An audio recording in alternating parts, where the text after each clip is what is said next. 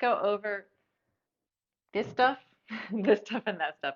And I'm just going to give you a, a rundown of the benefits, a couple tips about how to take it in, when to have it, and anything else that seems relevant. So let's dig right in. This is my current protein powder choices. As far as like the benefits go, it's just a really nice way to get more protein into your body, try to hit that number that you're aiming for without it taking up as much space like a hamburger would, right? You're going to be full. This you can get into yourself as a snack and still get 25 to 50 grams of protein powder in you, which is 50 is probably around the max that I would recommend anybody ever taking in powder form, just because you lose the nutrients of the food if you went farther than that with protein alone. As far as preference of flavors and brand goes, this is just one that was introduced to a friend by a friend.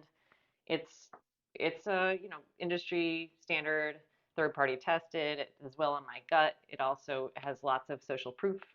This one I got on Amazon. It also has thousands of purchases. It's also really delicious. Nutter butter crumbs in there. There's also a lot of extra ingredients in here, but I'm okay with that. I think they're mostly cookie ingredients. It's delicious.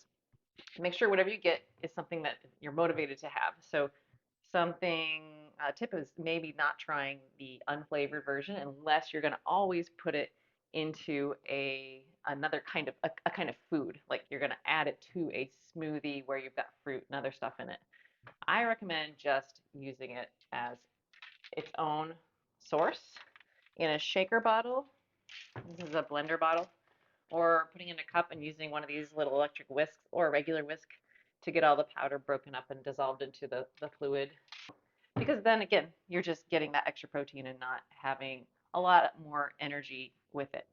It is, though, really nice to have before a workout. So I would maybe add 20 grams of this, put in a half cup to a cup of this higher protein milk that is lactose free, and add a scoop of peanut butter powder, because that again isn't going to have a lot of fat connected to it like peanut butter would and make my body feel sluggish or like it needs to digest food or exercise, meaning doesn't make me feel nauseous. And then the other thing I would add to it maybe is a cup of berries and a half cup of oats. So I'm slowing down the digestion just a little bit so it doesn't like make me hungry instantly.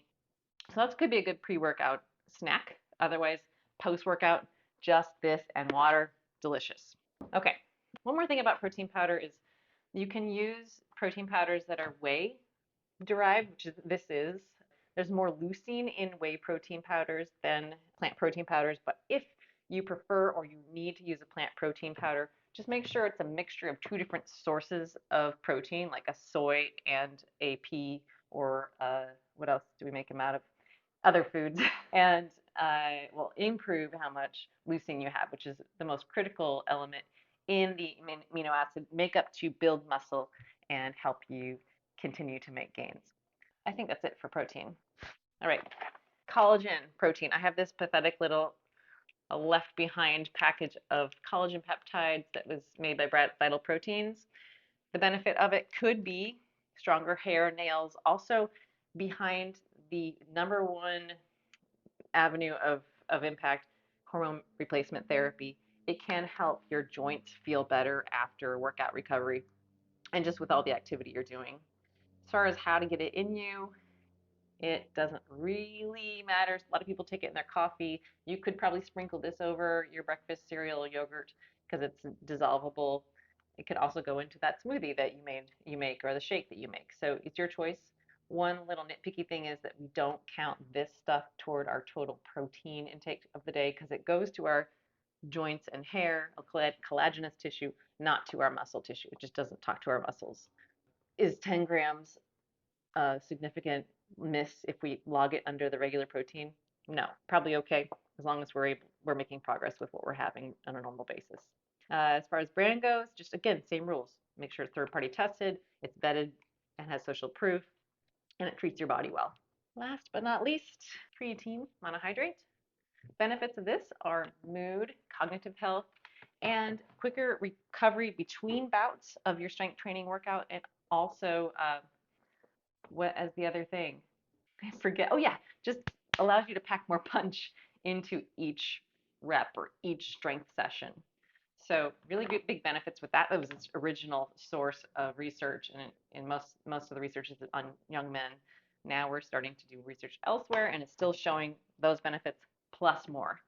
This is not that expensive. You don't need a lot of it to make it effective. 3 to 5 grams per day. I also add this to things that I can tolerate it in. It doesn't dissolve. It's like gritty, so it's a lot harder to just have in food. But I'll either just add it to a little bit of water in a cup, swirl it around, and chuck it back.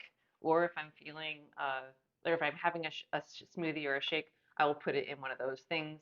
It will sift to the bottom, so you kind of have to shake it up to get that down into your belly. But otherwise, good to go. This is the most popular brand on Amazon. It passed all the tests that I mentioned earlier for the other two supplements. This is one that I bought when I was traveling because I didn't want to travel with a bag of white powder.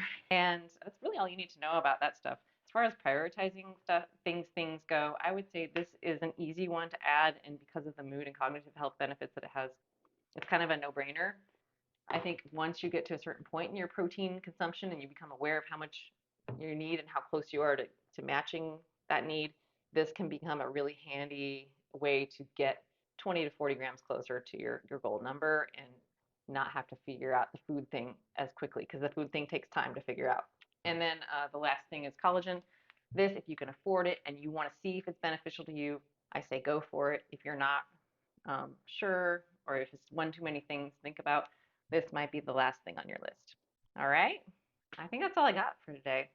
So hit me up with any questions or anything I might have missed, and we'll discuss. Bye.